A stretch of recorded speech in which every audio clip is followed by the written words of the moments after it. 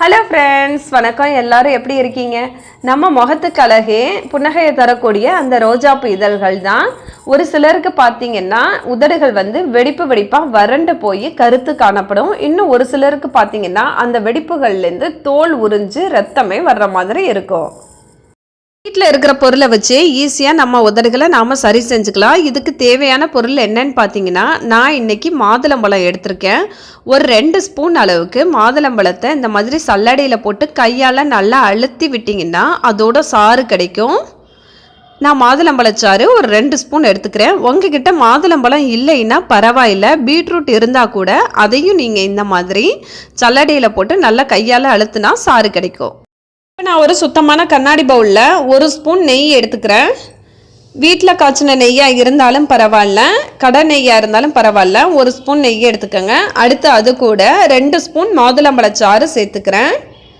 உங்ககிட்ட மாதுளம்பழம் இல்லைன்னா நான் திரும்பவும் சொல்கிறேன், பீட்ரூட் இருந்தால் பரவாயில்லை, அதோட சாறு கூட நீங்கள் 2 ஸ்பூன் எடுத்துக்கலாம். ரெண்டையும் ஒன்று சேர்த்து இந்த மாதிரி நல்லா கலந்து விட்டுருங்க.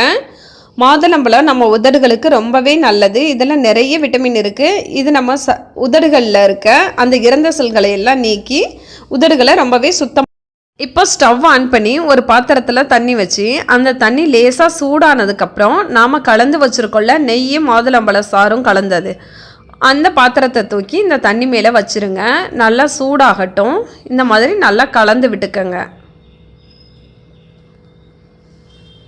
மாதுளம்பழம் தான் கிடையாது, கேரட் சாறு இருந்தால் அதை கூட நீங்கள் செய்யலாம். பீட்ரூட் சாறு இருந்தால் அது கூட செய்யலாம். இதெல்லாம் உதடுகளுக்கு ரொம்பவே நல்லது, எந்த பாதிப்பையும் ஏற்படுத்தாது.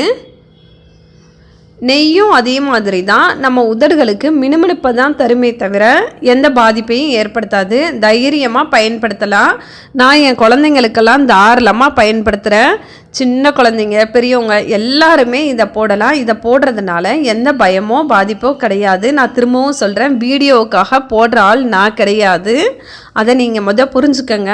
இது எங்கள் வீட்டு பசங்க தாராளமாக பயன்படுத்துகிறாங்க. அவங்களுக்கு லேசாக உதடுகளில் வெடிப்பு இருந்தால் உடனே இது பயன்படுத்துவாங்க. அப்படி இல்லைன்னா நான் ஏற்கனவே வெண்ணெயில் போட்டிருந்தேன் பாருங்கள் ஒரு வீடியோ, அதை உடனே எடுத்து உதடுகளில் வெடிப்பு இருந்தால் பயன்படுத்துவாங்க.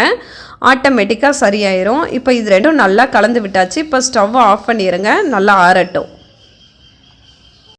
நமக்கு ரொம்ப நேரம்லாம் தேவையில்லை, ஒரு 5 நிமிஷமே போதுமானது. இங்கே பாருங்கள், ரெண்டும் நல்லா ஒன்றா கலந்துருச்சு. ஃபஸ்ட்டு இந்த மாதிரி தான் தண்ணி மாதிரி இருக்கும். நல்லா இந்த மாதிரி ஒரு தடவை கலந்து விட்டுக்கோங்க.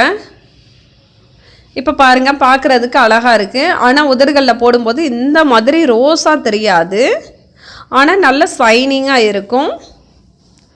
இதை அப்படியே ஒரு சின்ன டப்பா இல்லைன்னா சின்ன பாட்டிலு உங்கள்கிட்ட எது இருக்கோ பரவாயில்ல, அதில் இந்த மாதிரி ஊற்றி அவசியம் ஃப்ரிட்ஜில் தான் வைக்கணும், வெளியிலலாம் வைக்க முடியாது.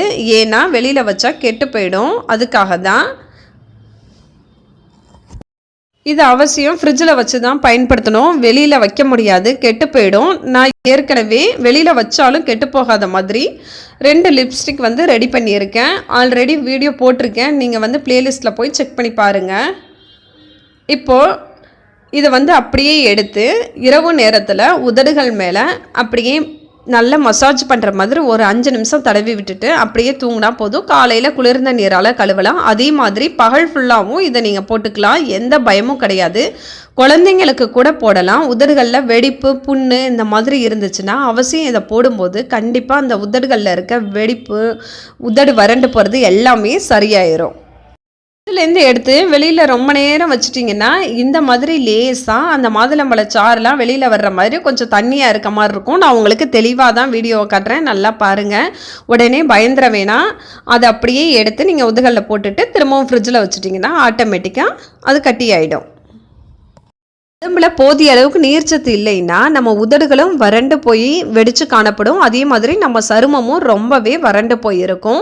முடிஞ்ச வரைக்கும் நிறைய தண்ணி குடிங்க. அதே மாதிரி உடலில் நோய் எதிர்ப்பு சக்தி அதிகரிக்கக்கூடிய உணவுகளை எடுத்துக்கங்க. நிறைய பழச்சாறு குடிங்க.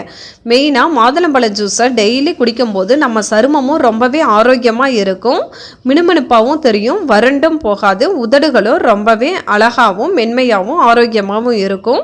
கடையில் உள்ள கண்ட கெமிக்கல் கெமிக்கல் கலந்த லிப்ஸ்டிக்கை பயன்படுத்துறதை விட இந்த மாதிரி இயற்கையாக நாமே செஞ்சு பயன்படுத்தும் போது இது நம்ம உதடுகளுக்கு ரொம்பவே ஆரோக்கியத்தை தரக்கூடியது, எந்த பாதிப்பையோ பக்க விளைவையும் ஏற்படுத்தாது.